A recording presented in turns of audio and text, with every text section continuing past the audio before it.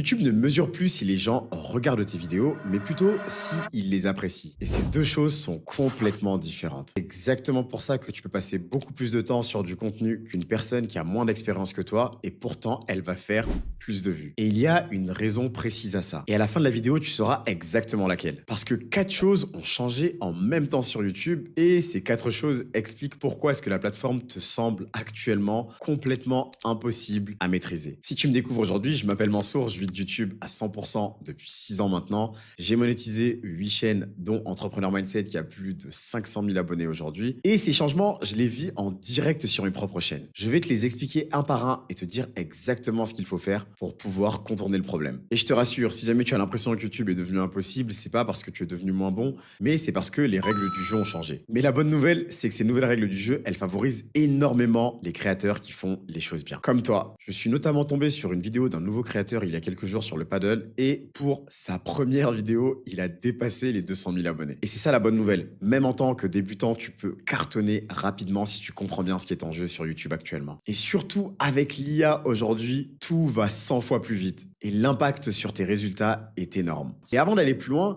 je te le rappelle, tu peux rejoindre notre communauté privée, Le Club. C'est une communauté qui est complètement gratuite où tu vas rencontrer d'autres créateurs de YouTube comme toi, pouvoir poser tes questions, échanger et surtout ne plus jamais te sentir seul. En plus de ça, tu vas avoir accès à des cours qui sont complètement gratuits pour te permettre d'avancer, atteindre ta monétisation et scaler ta chaîne. N'hésite pas à nous rejoindre, le lien est en description. Le premier changement, et il est assez radical parce que le paradigme de YouTube a toujours été le même, c'est le temps de visionnage. Pendant des années, la règle elle était simple. Des vidéos longues, plus de temps de visionnage, tu dépassais les 10 minutes et tout allait bien. Ça marchait. Mais aujourd'hui, à part pour atteindre la barre de monétisation qui est donc 4000 heures de vues et 1000 abonnés, tout a changé. YouTube a discrètement fait évoluer le game. Et c'est pas qu'une théorie. En avril 2026, YouTube a officiellement confirmé que la satisfaction du spectateur a remplacé le temps de visionnage comme signal principal de classement. Pour comprendre la différence, imagine deux personnes qui vont à une fête. La première arrive, reste dans son coin, regarde son téléphone pendant 2 heures, mange un peu et repart. Elle était présente, mais elle n'en a pas profité. La deuxième arrive, parle à tout le monde, rit, rencontre des gens, prend des photos, reste jusqu'à la fin. C'est la même fête, mais une seule des deux a passé un super moment. Et tu n'as pas besoin d'un sondage pour deviner laquelle. Eh bien, YouTube fonctionne exactement pareil. Il ne va pas t'envoyer un email après ta vidéo pour savoir si elle t'a plu, il va observer ce qu'il se passe après. Est-ce que les gens ont juste regardé ou est-ce qu'ils ont liké, commenté, partagé? Est-ce qu'ils se sont abonnés? Et c'est le plus gros signal de tous, est-ce qu'ils ont enchaîné sur une autre vidéo juste après? Ça, c'est de la satisfaction. Pour bien comprendre, la satisfaction, c'est pas juste un sentiment, c'est un comportement. T'as déjà vécu ça? Tu regardes une vidéo pratiquement en entier, mais à la seconde où tu la quittes parce que finalement, c'était pas si intéressant que ça, tu l'oublies totalement. Tu commandes pas, tu ne cliques sur rien d'autre, tu fermes simplement ton application YouTube. Ça, c'est de la tolérance. Maintenant, pense au dernier créateur qui t'a fait enchaîner 4 vidéos d'affilée. Ça, c'est de la satisfaction. Et c'est ça que YouTube va mesurer aujourd'hui. Une petite technique que j'utilise et qui cartonne sur toutes mes chaînes d'ailleurs,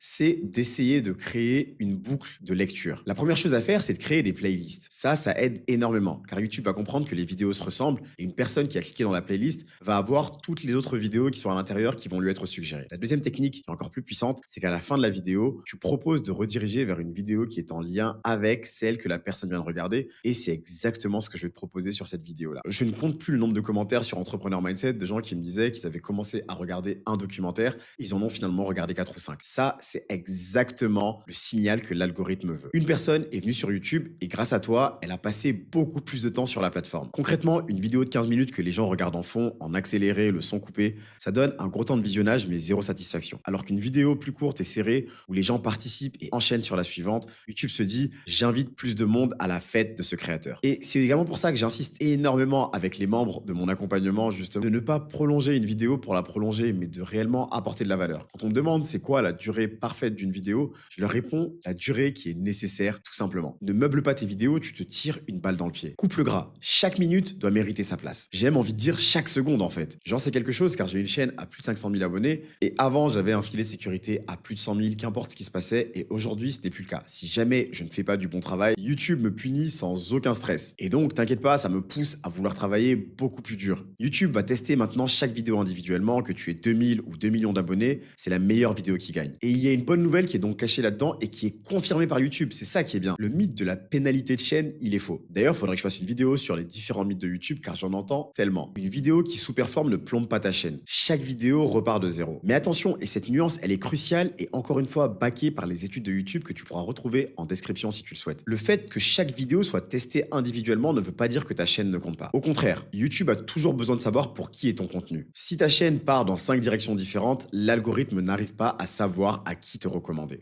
Ça, c'est une erreur dont je parle beaucoup, mais parce que je la vois encore beaucoup trop souvent sur les gens qui nous rejoignent. Donc, tes vidéos vont être testées individuellement, mais à l'intérieur du contexte d'une chaîne claire et cohérente. Ton nombre d'abonnés ne te donne plus d'avance, mais ta clarté, elle, carrément. Pense à chaque vidéo comme un entretien d'embauche. Et YouTube, c'est le recruteur. Mais c'est un recruteur qui n'en a rien à faire de ton CV, de ce que tu as fait le mois dernier ou l'année dernière. Tout ce qui compte, c'est ce qu'il a devant lui maintenant, qu'est-ce que tu peux lui apporter tout de suite. Est-ce que cette vidéo mérite d'être recommandée? Si oui, ton nombre d'abonnés n'a aucune importance. Et si tu es un petit créateur qui galère depuis un moment, c'est peut-être la meilleure nouvelle que tu vas entendre. YouTube ne décide pas que tu ne mérites pas ta chance à cause de ton nombre d'abonnés, il va décider vidéo par vidéo. Comme je te l'ai prouvé avec mon exemple du mec qui a fait le documentaire sur le paddle. Donc arrête de dire que ta chaîne est trop petite, tu n'es pas trop petit. Tu n'es peut-être pas encore assez bon, mais le mot qui compte, c'est pas encore. Parce que ça se corrige sans aucun problème. Et on est là justement pour pouvoir t'aider. Et surtout, avec l'IA aujourd'hui, tout va 100 fois plus vite. Et l'impact sur tes résultats est énorme. Le troisième changement, et celui-ci touche la majorité des créateurs qui ne s'en rendent même pas compte, c'est que l'IA a relevé le niveau moyen de YouTube. Ce qu'il faut savoir, c'est que YouTube a fait un nettoyage massif par rapport au contenu généré par IA. J'ai fait une vidéo sur le sujet, si elle t'intéresse, tu la mettras en description. Des milliards de vues ont été effacées et des chaînes supprimées. Le patron de YouTube en a fait sa priorité pour 2026. Mais le vrai problème, c'est pas le contenu que YouTube retire, c'est ce que l'IA a fait au niveau de base avant que YouTube n'intervienne. L'IA a fait en sorte que n'importe qui aujourd'hui peut générer un script correct, une belle miniature et un titre propre qui coche toutes les cases. Avant, avec un bon montage, une belle accroche, t'allais sortir du lot. Maintenant, c'est juste le niveau de départ. Je le vois quand j'ouvre la page d'accueil de YouTube. Honnêtement, aujourd'hui, c'est beaucoup plus beau qu'avant. Avoir un bon contenu, c'est donc devenu juste ta ligne de départ et pas la ligne d'arrivée. Tu dois donc step up ton game très fort. Du coup, qu'est-ce qui va te démarquer quand tout le monde est devenu bon? Eh bien, c'est simple. La seule chose que l'IA ne peut pas faire et que je me tue à répéter, c'est le fait d'être toi qui est unique. Ta vraie perspective, ton expérience réelle, ton opinion qui n'existe que parce que tu as fait le travail. Ta façon d'expliquer quelque chose que personne d'autre ne peut avoir parce que personne d'autre n'est toi. Et là, mon positionnement sur cette chaîne prend tout son sens. Tu vas comprendre de quoi je veux parler. J'utilise littéralement l'IA tous les jours, dans tout mon process, dans toutes mes chaînes, pour mes scripts, mes miniatures, mon montage. Mais ce que l'IA ne va jamais remplacer, c'est mon vécu, mes chiffres, mes 8 chaînes, ce que j'ai traversé pour pouvoir en arriver là, les erreurs, le nombre de fois où je me suis cassé la gueule, bref, le fait d'être mansour. L'IA, c'est juste un outil entre tes mains, c'est loin de pouvoir te remplacer. Et n'oublie pas une chose, quand tu fais une vidéo, tu la fais pour un être humain, pas pour un robot, pas pour un algorithme. La satisfaction, c'est ça. Voilà un test simple pour savoir si jamais tu mets ta personnalité dans tes vidéos. Si quelqu'un regardait ta dernière vidéo avec le son complètement coupé, juste en lisant le texte, est-ce qu'il pourrait dire que c'est toi? Ou est-ce que ça pourrait être n'importe quel autre créateur de ta niche?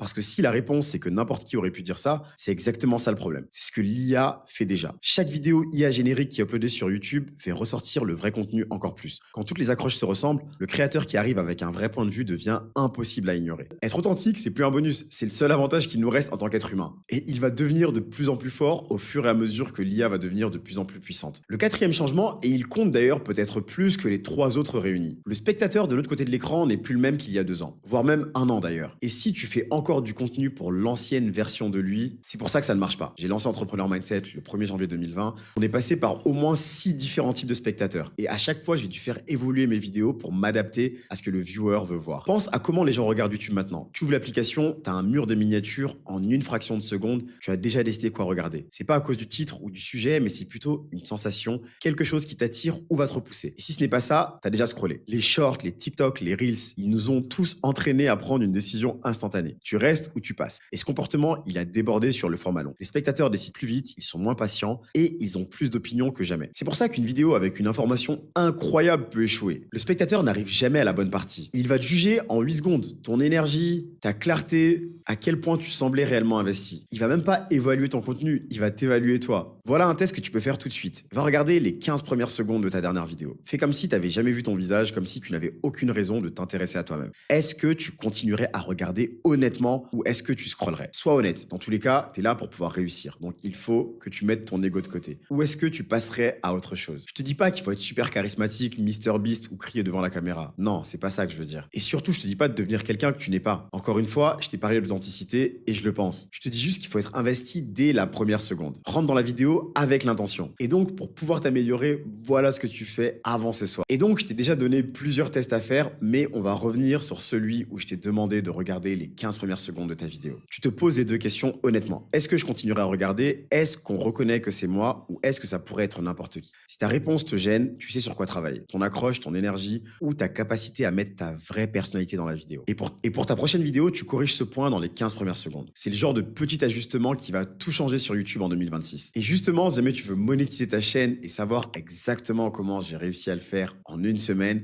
clique sur la vidéo qui s'affiche. En attendant, prends soin de toi. Je te souhaite de créer un contenu incroyable et je suis pressé de voir ce que tu vas faire. Je te dis à très vite et comme tu le sais déjà, on avance ensemble.